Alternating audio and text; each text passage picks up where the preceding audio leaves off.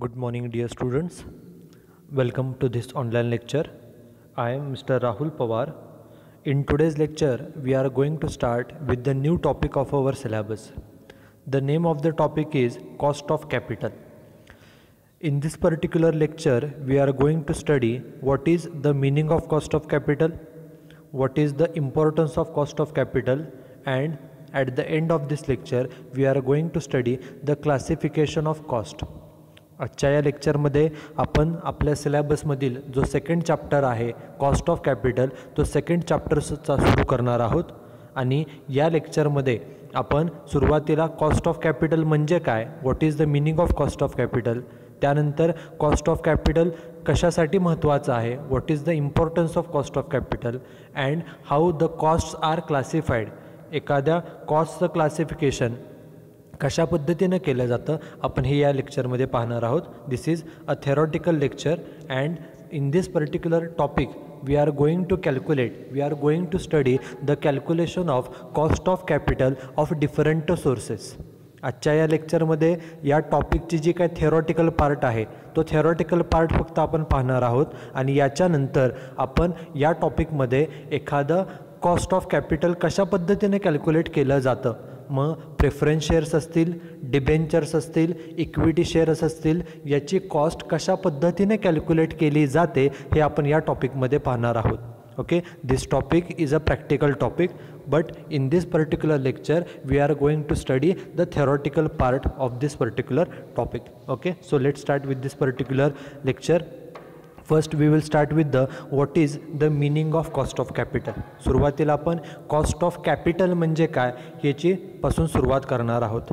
आपल्याला माहिती आहे की एखादी कंपनी असेल, if you make comparison of a company with other businesses we know that there are different types of businesses. For example sole proprietary business, for example partnership business, third joint Hindu family business, 4 company etc. Okay, if we make comparison between all these types of businesses then we can find that the company requires huge amount of capital as compared to other businesses. कंपनीला बाकी बिझनेसच्या तुलनेनं ज़्यादा कॅपिटलची आवश्यकता असते.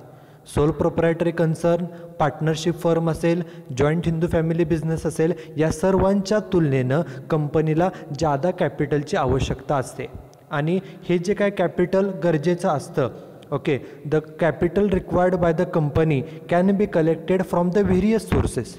कंपनीला जे कॅपिटल लागतं ते कॅपिटल गोळा करण्यासाठी कंपनीकडे वेगवेगळे पर्याय उपलब्ध असतात. For example a company can issue equity shares, second is company can issue preference shares, third option is company can issue debentures, fourth option is company can issue bonds, fifth option is company can take loans and can get the capital.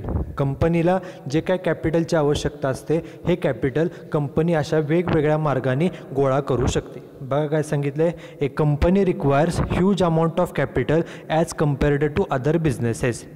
A company has number of alternatives for collecting the capital.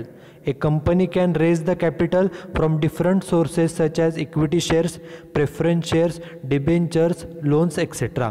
Okay, हे वेगवेगळे मार्ग आहेत ज्यातून company capital गोळा करू शकते.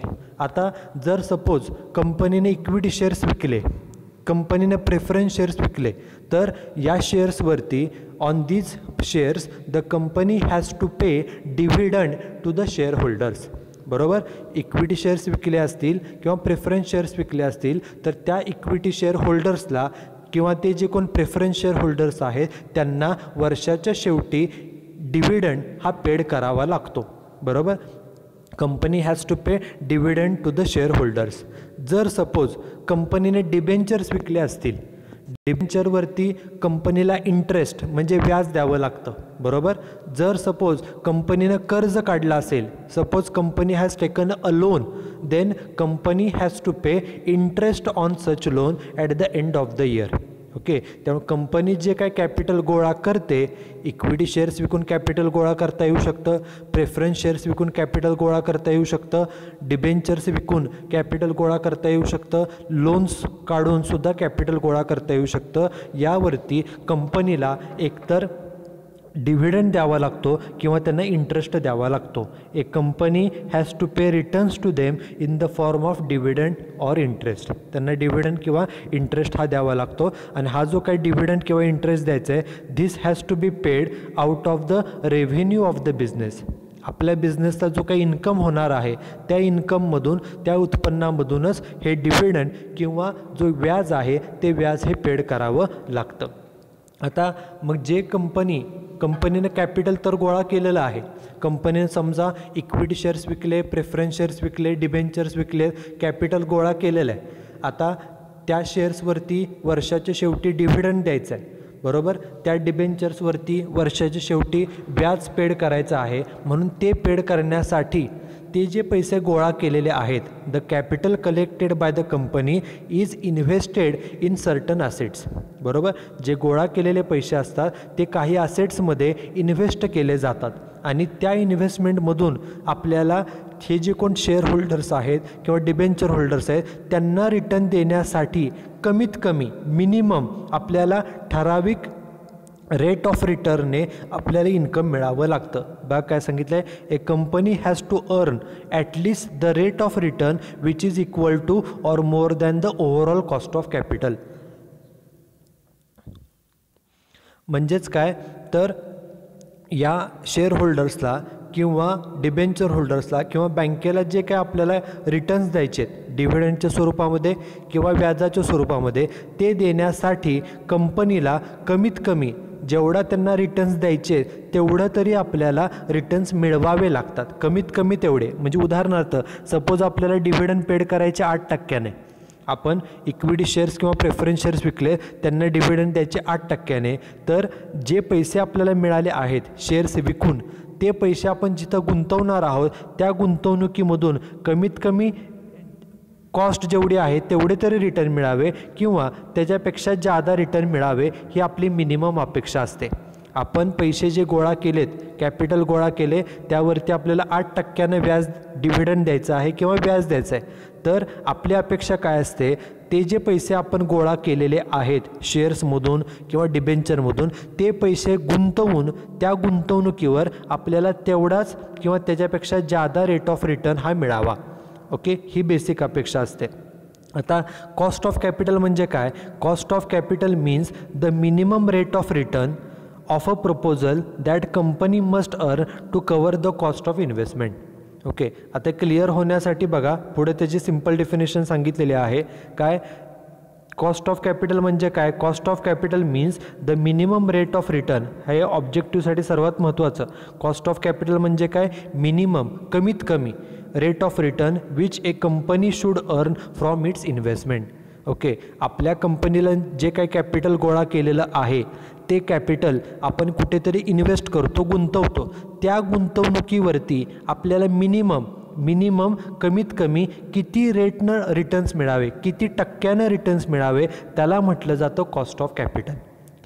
ही जे definition आहे किंवा हे जे मिनिंग आहे, हे सेंटेन्स सर्वात महत्त्वाचं आहे. काय बघा, cost of capital means the minimum rate of return which company should earn from its investment.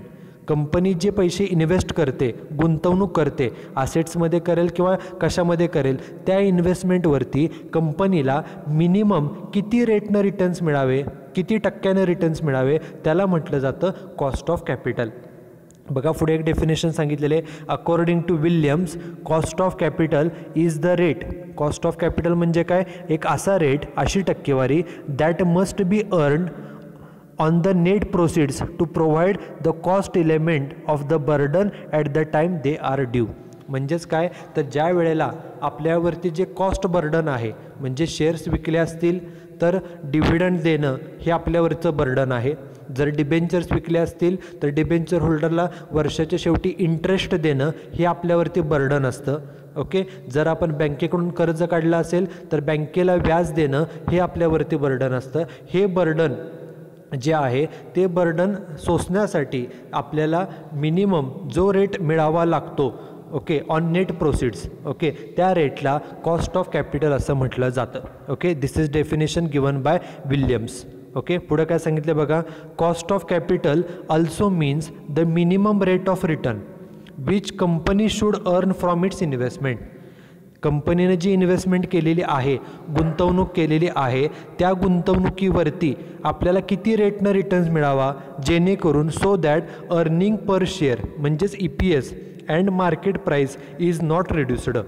आपल्या कंपनीची जी मार्केट प्राईस आहे, शेअर्सची मार्केट प्राईस आणि शेअर्सच्या EPS अर्निंग पर शेअर हा कमी होऊ नये, तो आहे तसा राहावा. यासाठी आपल्याला किती कमीत कमी रेट ऑफ रिटर्न मिळावा इन्व्हेस्टमेंटवरती, त्याला म्हटलं जातं cost of capital. So in short, cost of capital means minimum rate of return which company should earn from its investment so that the market price of shares and EPS is not affected. आपल्या कंपनीची जी market price आहे, शेअर्सचे market price आणि शेअर्सचे EPS, त्याच्यावर कोणताही परिणाम होऊ नये म्हणून आपण इन्व्हेस्टमेंटवरती किती रेट ऑफ रिटर्ननं मिनिमम रेटनं रिटर्न्स मिळावे, त्या मिनिमम रेट ऑफ रिटर्नला कॉस्ट ऑफ कॅपिटल असं म्हटलं जातं.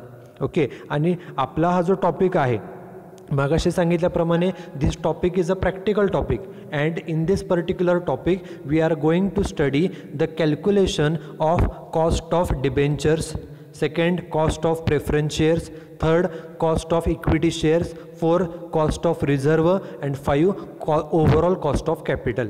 कंपनी जे इक्विटी शेअर्स विकते त्याची कॉस्ट कशी कॅल्क्युलेट करायची, कंपनी प्रेफरन्स शेअर्स विकते, डिबेंचर्स विकते, कंपनी रिझर्व तयार करते, ह्या सर्वांची कॉस्ट कशा पद्धतीने कॅल्क्युलेट केली जाते हे आपण या टॉपिकमध्ये पाहणार आहोत. आणि कॉस्ट ऑफ कॅपिटल म्हणजे काय त्याचं आपण आत्ता मिनिंग पाहिलं. ज्या वेळेला आपण ह्या कॉस्टचे क्लासिफिकेशन पाहू, एक्झाम्पल पाहू, त्यावेळेला कॉस्ट ऑफ कॅपिटलचा अर्थ आपल्याला क्लिअर अंडरस्टँड होऊ शकतो. कॉस्ट ऑफ कॅपिटलचं मिनिंग पाहिल्यानंतर our next point is what is the importance of cost of capital. एखाद्या बिझनेससाठी कॉस्ट ऑफ कॅपिटल कशासाठी महत्त्वाचं आहे, का महत्त्वाचं आहे. The first point is it is important because it is a basis for evaluating the financial performance. एखाद्या बिझनेसचा financial performance satisfactory आहे का अनसॅटिस्फॅक्टरी आहे, it is depend on the cost of capital. काय सांगितलं बघा, the performance of a business is considered to be satisfactory.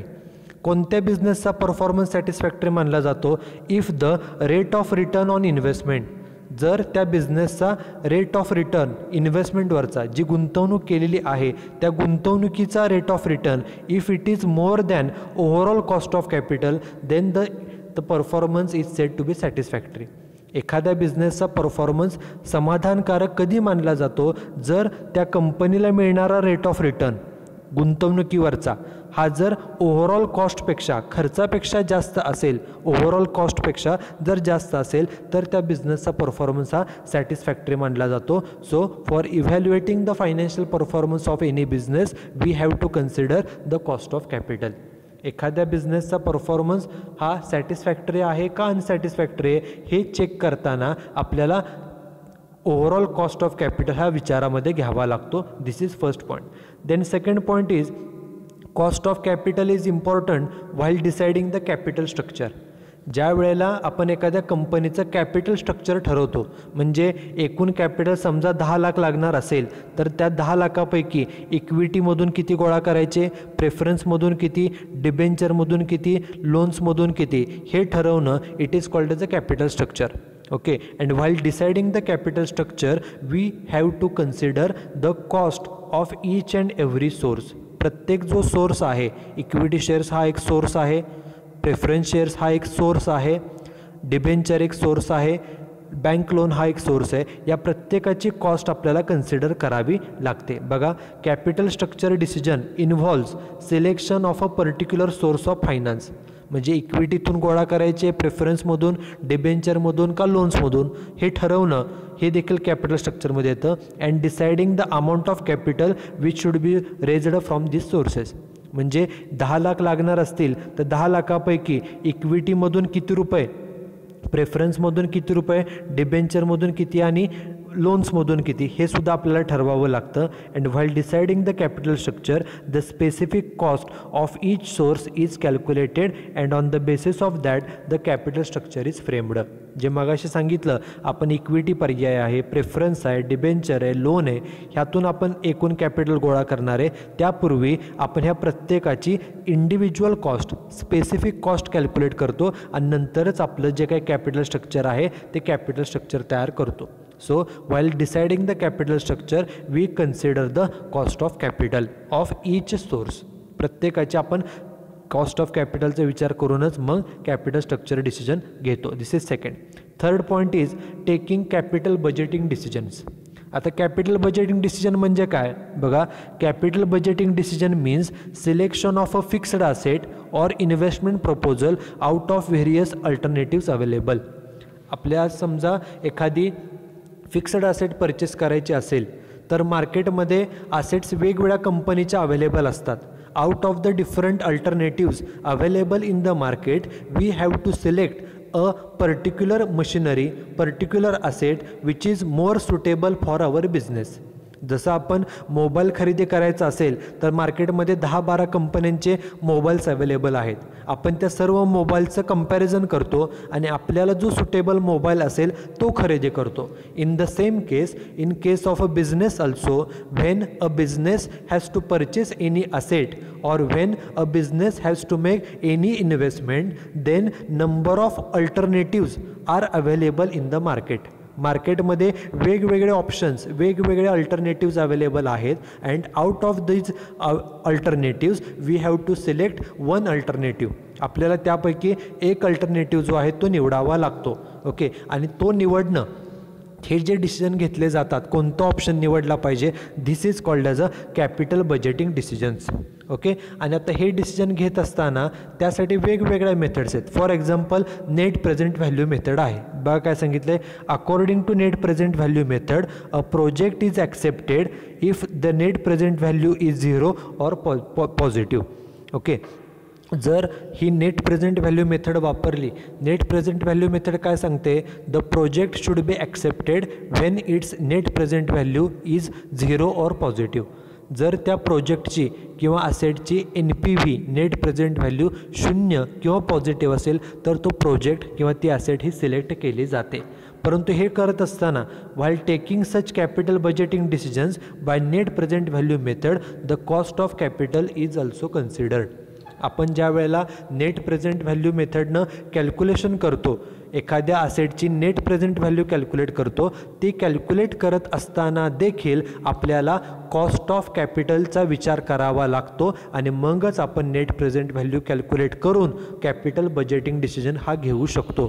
So for taking the capital budgeting decisions different methods are available. Out of this different methods one method is net present value method and for calculating the or for using the net present value method we have to consider the cost of capital.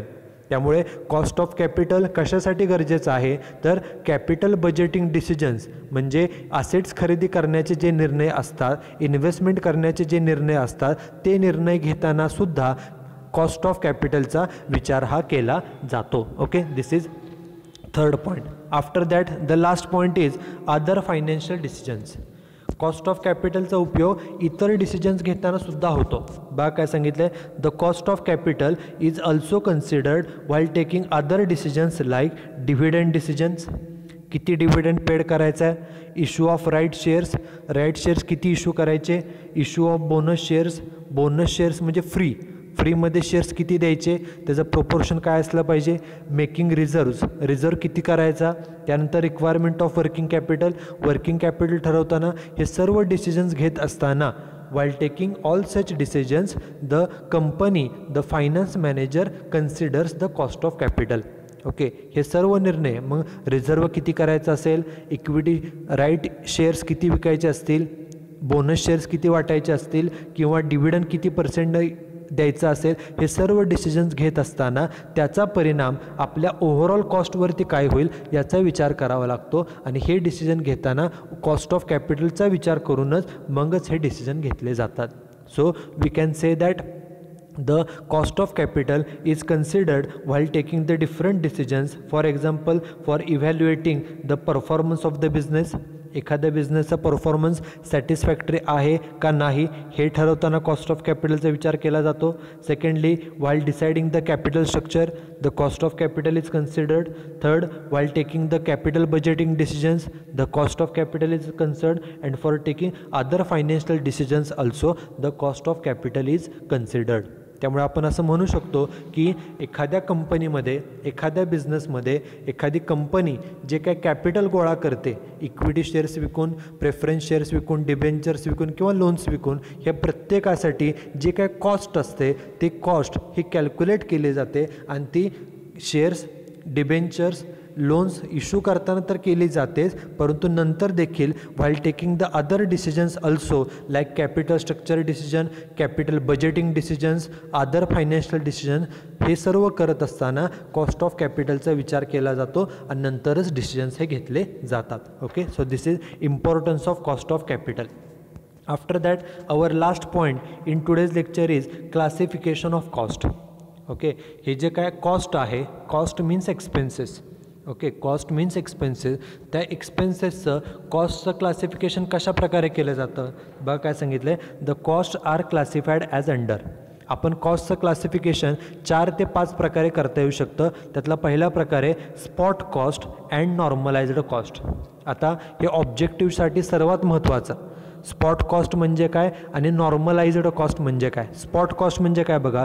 Spot cost means those cost which are prevailing in the market at a certain time.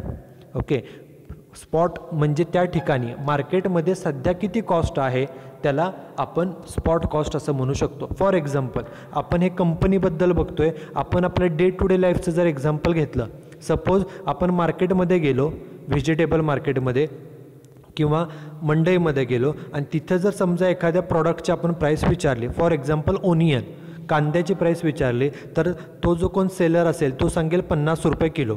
ही सध्याची actual price आहे, त्याला म्हटलं जातं spot cost. मार्केटमध्ये जी सध्याची cost असते त्याला spot cost असं म्हटलं जातं. ओके, आणि नॉर्मलाइज्ड कॉस्ट म्हणजे काय आणि ह्या स्पॉट कॉस्टचा वापर कुठे केला जातो बघा.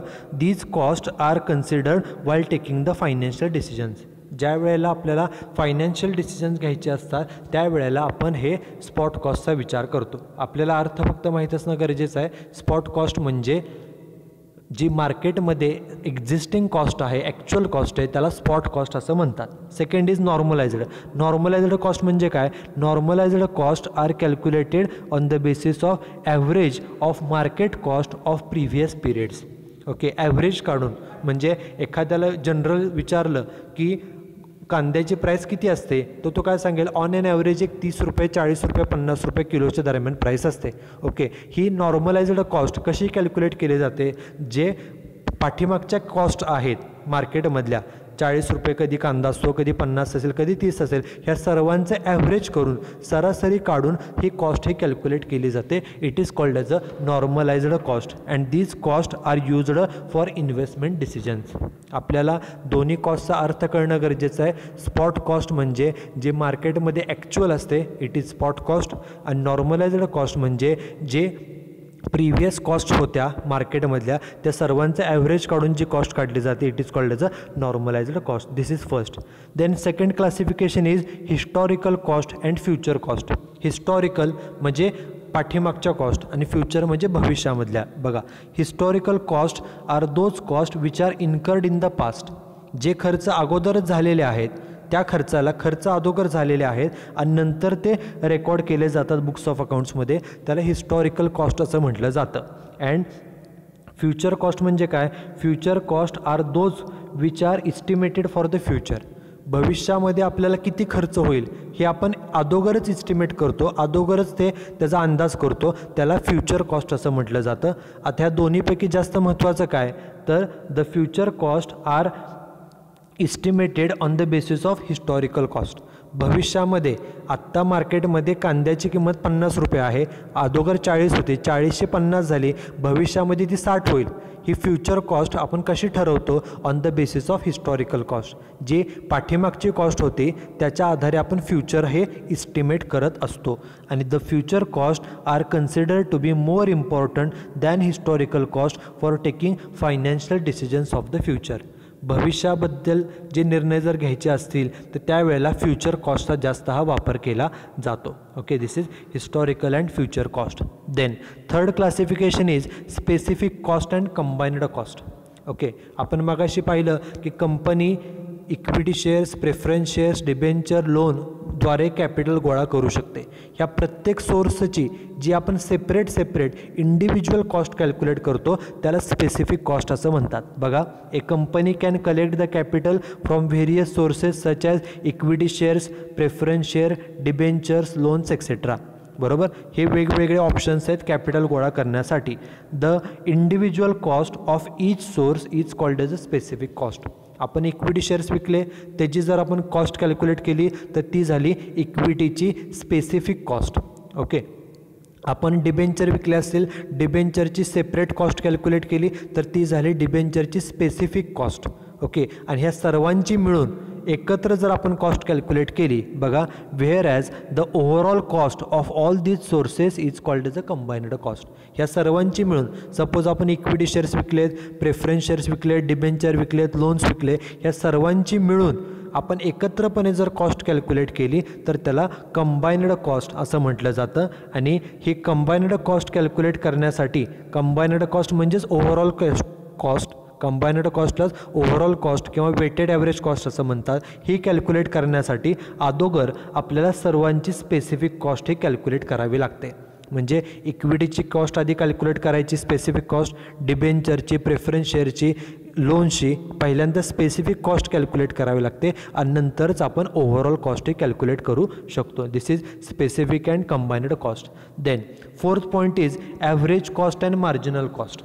आता ॲव्हरेज कॉस्ट म्हणजे काय बघा, the average cost of capital means weighted average cost of all components, all sources.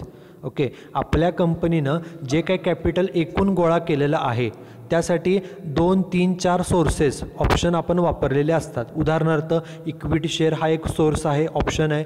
दुसरा प्रेफरन्स शेअर आहे, डिबेंचर आहे, लोन्स आहे, बॉन्ड्स आहे. These are the different options.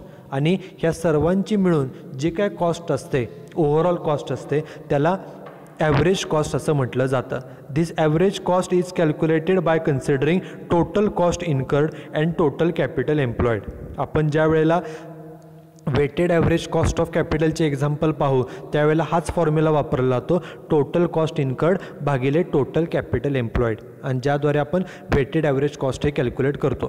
Average कॉस्टचा सिम्पल अर्थ हाच होतो की कंपनीनं जे काही कॅपिटल गोळा केलेलं आहे त्यासाठी एकूण किती खर्च झाला त्याला टोटल कॉस्ट म्हणा, आणि डिवायडेड बाय टोटल कॅपिटल गुणिले 100 केलं की आपल्याला एकूण ॲव्हरेज कॉस्ट ही मिळते. ॲव्हरेज कॉस्टलाच दुसरा शब्द आहे ओव्हरऑल कॉस्ट किंवा weighted average cost. This is first. आणि मार्जिनल कॉस्ट म्हणजे काय, सपोज आपलं सध्याचं कॅपिटल 10 लाख आहे आणि ते आपण वाढवून आता केलं 12 लाख, म्हणजे आपलं कॅपिटल कितीनं वाढवलं आपण, 2 लाख. हे जे जादा कॅपिटल आहे, हे जादा कॅपिटलची जी कॉस्ट असते त्याला म्हटलं जातं मार्जिनल कॉस्ट. बा काय सांगितलं आहे, marginal cost of capital means the cost of new funds raised by the company. कंपनीचा अगोदर कॅपिटल 10 होतं ते 12 लाख केलं, म्हणजे कॅपिटल 2 लाखानं वाढवलं. मग हे जे 2 लाखासाठी जे आपण कॅपिटल वाढवलेलं आहे, न्यू फंड्स आहे, ह्या 2 लाखाची जी कॉस्ट असेल त्याला म्हणतात marginal cost. And for taking the financial and capital budgeting decision this marginal cost are considered. Okay, आपण जे नवीन कॅपिटल गोळा करतो आहे त्यासाठी आपल्याला किती फंड्स, किती टक्के खर्च येतो आहे, किती कॉस्ट येते, ती जी मार्जिनल कॉस्ट आहे याचा वापर ज्या वेळेला कॅपिटल बजेटिंग डिसिजन किंवा फायनान्सिंग डिसिजन घ्यायचे असतात त्यावेळेला या मार्जिनल कॉस्टचा वापर केला जातो. आपल्याला अर्थ दोन्हीचा कळायला पाहिजे. ॲव्हरेज कॉस्ट म्हणजे सर्व जे सोर्सेस आहेत त्या सर्वांची ॲव्हरेज कॉस्ट, आणि मार्जिनल कॉस्ट म्हणजे कंपनीनं जे नवीन फंड्स गोळा केलेले आहेत त्या नवीन फंड्सची कॉस्ट, त्याला मार्जिनल कॉस्ट असं म्हटलं जातं. This is fourth. And last classification is explicit and implicit cost. This is important, carefully बघा. एक्सप्लिसिट कॉस्ट म्हणजे काय? Explicit cost is the discount rate which equals the present value of funds received by the firm. Okay, एखाद्या कंपनीला जे funds मिळतात, कॅपिटलद्वारे जे काय funds मिळतात, त्याची जे काय प्रेझेंट व्हॅल्यू आहे ती प्रेझेंट व्हॅल्यू इक्वल करणे. कशाशी? With the present value of expected cash outflow. Okay, आपल्या कंपनीला जे कॅपिटल मिळतं तो झाला कॅश इनफ्लो, आणि आपण जे त्यांना देतो, डिव्हिडंड पेड करतो, इंटरेस्ट पेड करतो, हा झाला कॅश आउटफ्लो. ह्या सर्वांची जी प्रेझेंट व्हॅल्यू आहे त्या प्रेझेंट व्हॅल्यू एकत्र करणं, त्या रेटला एक्सप्लिसिट कॉस्ट असं म्हटलं जातं. This is first explicit cost. And second is implicit cost. Implicit cost म्हणजे काय? Implicit cost is the opportunity cost for the investment opportunity which is forgone. Okay, if the present proposal under consideration is accepted. आणि पुढे सांगितलं reserve made by company have implicit cost. ह्याचा अर्थ clearly बघा, हे last sentence महत्त्वाचं आहे. Reserve जे असतात त्याला इम्प्लिसिट कॉस्ट असते. वाक्य काय त्यांचं बघा, कंपनी रिझर्व्ह करते फ्युचरसाठी, पण जर सपोज हा कंपनीनं रिझर्व्ह केला नसता, ते पैसे कुठे इन्व्हेस्ट केले असते, तर त्या इन्व्हेस्टमेंटवरती आपल्याला रिटर्न्स मिळाले असते, कंपनीला रिटर्न्स मिळाले असते. परंतु कंपनीनं रिझर्व्ह केल्यामुळे ते इन्व्हेस्टमेंट करता आली नाही, त्यामुळे आपले काही रिटर्न्स बुडाले, रिटर्न्स फॉरगॉन. हा एक. दुसरं, जर रिझर्व्ह करण्याऐवजी कंपनीने ते पैसे शेअर होल्डरला डिस्ट्रीब्यूट केले असते, तर ते शेअर होल्डरनं पैसे कुठेतरी गुंतवले असते आणि त्या गुंतवणुकीवरती शेअर होल्डरनं रिटर्न्स इन्कम मिळवला असता. परंतु कंपनीनं रिझर्व्ह केल्यामुळे कंपनीला रिटर्न्स मिळाले नाहीत किंवा शेअर होल्डरला सुद्धा काही रिटर्न्स कमी मिळाले. मग जे रिटर्न्स बुडाले, फॉरगॉन झाले, मिळाले नाहीत, त्याला म्हटलं जातं इम्प्लिसिट कॉस्ट. काय सांगितले बघा केअरफुली, पुन्हा एकदा वाक्य वाचा ते. Implicit cost is the opportunity cost for investment opportunity which is foregone.